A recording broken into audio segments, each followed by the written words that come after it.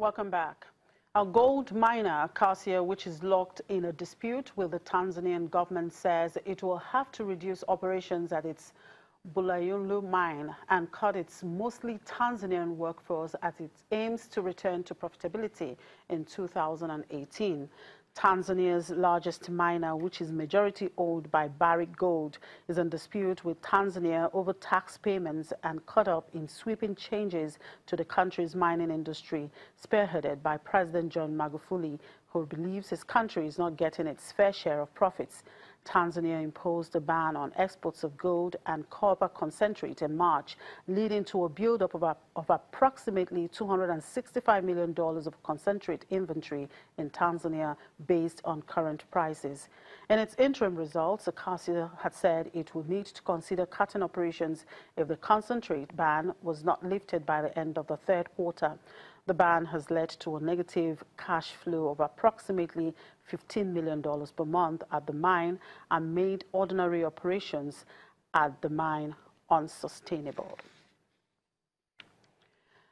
And the worst may be over for Nigeria and South Africa, Africa's two largest economies, as they are likely to emerge from a slump in the second quarter. Nigeria and SA's second quarter GDP figures are expected to be released on Tuesday, and a Bloomberg survey shows Nigeria's GDP likely grew 1.6% from a year earlier after contracting for 5 straight quarters. This is on the back of a recovery in oil production, solid agriculture growth, and an improvement in foreign currency liquidity. South Africa's economy is also likely to have expanded 2.3% in the 3 months through June from the previous quarter. South Africa and Nigeria together account almost half of sub-Saharan Africa's GDP, and their recoveries may boost trade and production across the region. The Nigerian government is determined to reduce its cost of oil production from $38 per barrel to a minimum of $15 per barrel. This, among other initiatives of the Petroleum Resources Ministry, is contained in a midterm report presented by the Minister of State, Dr. Kachikwu, via a podcast. How do we, for example, increase the speed with which we process approvals in the sector? We set a benchmark of 6 months all the way down from 18 months that we met. Today, it's probably anywhere between 9 and 12 months. We'd like to see that come down substantially. There is absolutely no reason why approvals from conception to contract to general approval should not happen within 90 to 120 days. We'll need to move on for that.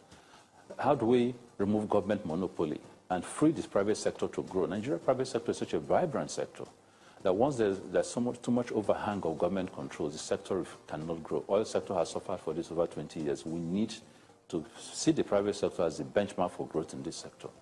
We need to look at profitability. It's always easy to say that because of national burdens that are placed on the national oil company, they don't have to focus on profit. We showed in May of 2016 that you could make profit, we return their monthly profit. We need to drive that policy. And much as we realize the difficulties of this, that must be the focus, because the national oil company must be able to compete with its peers all over the world in terms of the profitability index. How do we automate licensing approvals such that people don't have to run around DPR? They can, by the flick of a button, do the applications, get the approvals, seek the documents that are required, and be an automated next generation agency. How do we grow human capacity? A lot of our parastatals still have individuals who are not fully trained in what they do. The effect of that is that being able to provide oversight functions is a challenge, because then you're dealing with a very high capacity, well-enhanced, well-trained private sector that you're supervising. We need to improve training.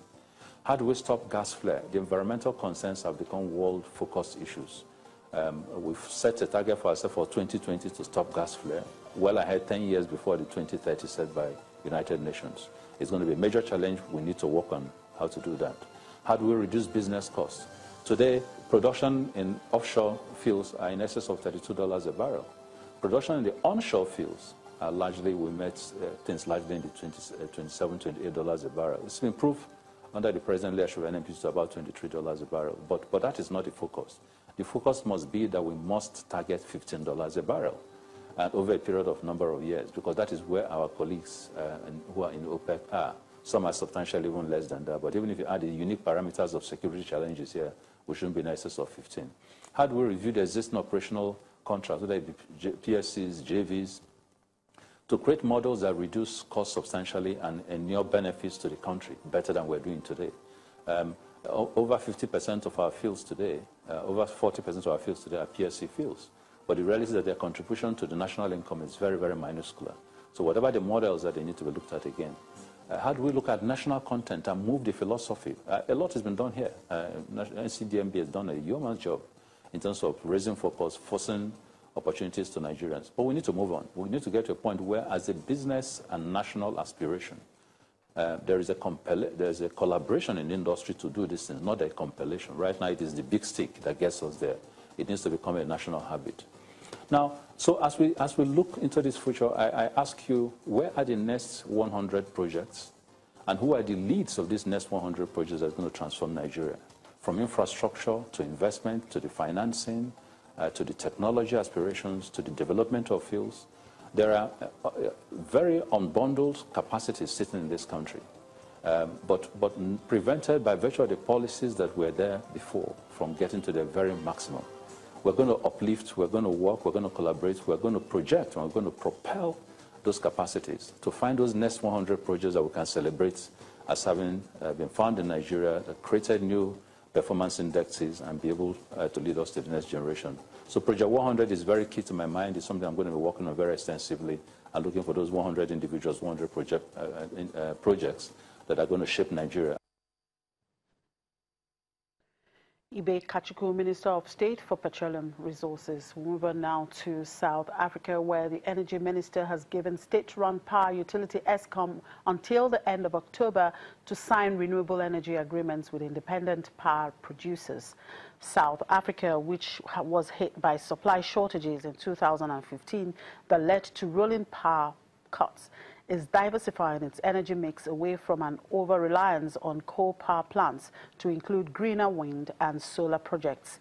Energy Minister says, who postponed the signing of agreements in April, said the power producer must ensure all contracts are in place to sign by October 28.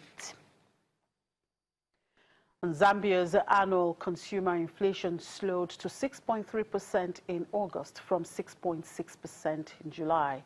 Report by the Central Statistical Office shows that on a month-on-month basis, inflation rose by 0.1% after contracting 0.1% in the prior month.